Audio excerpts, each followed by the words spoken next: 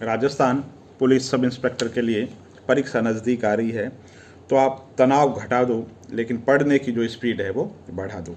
और time table कैसा होना चाहिए, मेरी अगर कोशिश है, अगर मैं एग्ज़ाम देता तो कैसे पढ़ता। देखो, सुबह मैं करंट अफेयर्स पढ़ता। आप सुबह उठ जाओ, 6 बजे से 7 बजे के आसपास करंट अफेयर्स देखो। करंट अफेयर्स में चाहे क्रोनोलॉजी पढ़ लो, या मोमल का विशेषांक पढ़ रहे हो, या प्रतियोगिता दर्पण का विशेषांक पढ़ रहे हो, कुछ भी पढ़ रहे हो जो करंट अफेयर्स के अंदर, ठीक।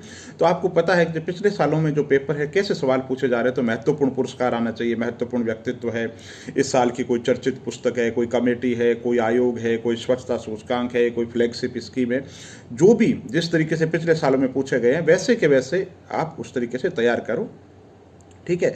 उसके बाद में 6 से 7 बजे आप करंट अफेयर्स की तैयारी है। उसके बाद में 7:30 से लेकर के 9:30 बजे आप हिंदी की तैयारी करो, ठीक। और हिंदी में अगर आपने तैयारी नहीं कर रखी है तो लिख लिख करके पढ़ो। और आपको लग रहा है कि आप तो बहुत ज़्यादा पढ़ाई कर चुके, तो सामने जैसे कि मान लो जिसकी आने की तिथि पता नहीं हो, अब सामने जो लिखा हुआ राघव प्रकाश में जो भी पुस्तक पढ़ रहे तो उसके ऊपर हाथ दे दो, ठीक। और फिर आप देखो आपको आ रहा है कि नहीं आ रहा है ना।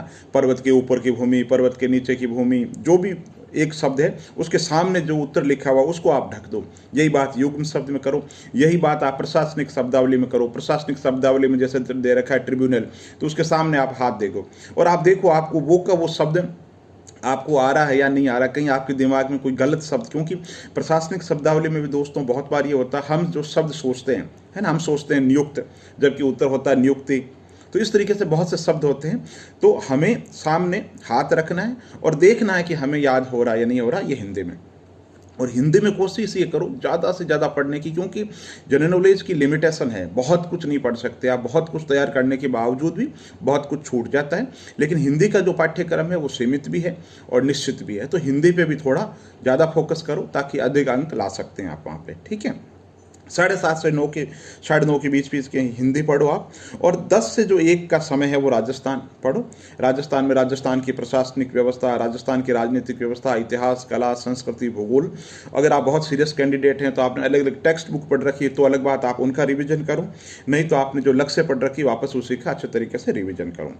2 से 4 बजे का जो समय है वो साइंस और इंडियन कॉन्स्टिट्यूशन के लिए है। साइंस के लिए आप अरिहंत प्रकाशन की किताब पढ़ सकते हो, लूसेंट की जो किताब है वो पढ़ सकते हो। इंडियन पॉलिटी के लिए एम लक्ष्मीकांत पुस्तक है, बहुत अच्छी है। या जो भी आपने पुस्तक पढ़ रखी है आप उनमें देखो पिछले सालों के पेपर कैसे सवाल पूछे जा रहे हैं, और बार बार मत पढ़ो, शॉर्ट के अंदर उन चीज़ों के जो नोट्स बना रखे हैं उनका रिविजन करते रहो। फिर 4 से जो 5:30 का समय फिर वापस हिंदी के लिए दो, क्योंकि हिंदी बहुत इंपॉर्टेंट है।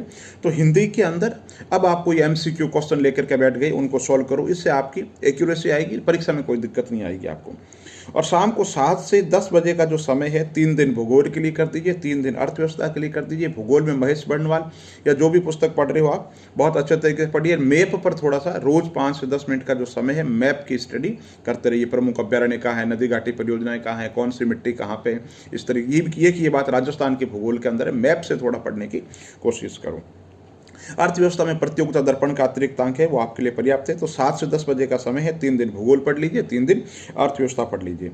और 10 से 11 का जो समय है उसके अंदर आप हिस्ट्री पढ़ लीजिए। हिस्ट्री में नेशनल मूवमेंट पे बहुत ज़्यादा फोकस कीजिए। प्राचीन काल और मध्यकाल के लिए आप लूसेंट जो गाइड है वो पढ़ सकते हैं। और संडे का जो समय है वो आप मैथ्स और रीजनिंग के लिए दे सकते हैं। उस दिन पूरे दिन मैथ्स और रीजनिंग सॉल्व कीजिए। और उसके लिए RS अग्रवाल या जो भी किताब आपको अच्छी लगे देख सकते हैं, पिछले सालों के पेपर के अनुरूप आप, है ना। और आप आर्ट्स से है और आपको लग रहा है साइंस मैथ्स कमज़ोर है, तो उस हिसाब से थोड़ी सी रणनीति और चेंज करो, देखो कौन से पॉइंट है जहाँ पे आप अच्छा कर सकते हैं। तो मोटे मोटी ये रणनीति, इस रणनीति के हिसाब से आप चल सकते हैं। अब जो है ना नई किताबें पढ़ने से बचे, जो पढ़ रहे हैं उन्हीं का रिविजन करें, जो शॉर्ट्स में नोट्स बना रखे उनका रिविजन करें। और पिछले सालों की जो पेपर है वो देखते रहिए हर समय बिल्कुल, ताकि आपको पता रहेगा कैसे सवाल पूछे जा रहे हैं और कहाँ से पूछे जा रहे हैं। थोड़ा सा सेलेक्टिव हो जाइए, है ना। सेलेक्टिव होने का मतलब है जैसे पेपर पूछे जा रहे हैं उनके अनुरूप रणनीति। जैसे मान लो साइंस है, साइंस में आप बहुत कुछ पढ़ने बैठ जाओ, जबकि आपको पता है भाई बीमारियों पे फोकस करना है, मानव शरीर पे फोकस करना है। इस तरीके से पिछले सालों के पेपर को देखते हुए अच्छे तरीके से तैयारी कीजिए। ये कोई time table hard and fast नहीं, आप अपने हिसाब से कैसे नींद लेनी है, क्या करना है, क्या ऑफिस का टाइम, उस हिसाब से आप इसको चेंज भी कर सकते हैं। मोटा मोटी आप रणनीति इस तरीके से बना सकते हैं। बहुत बहुत धन्यवाद।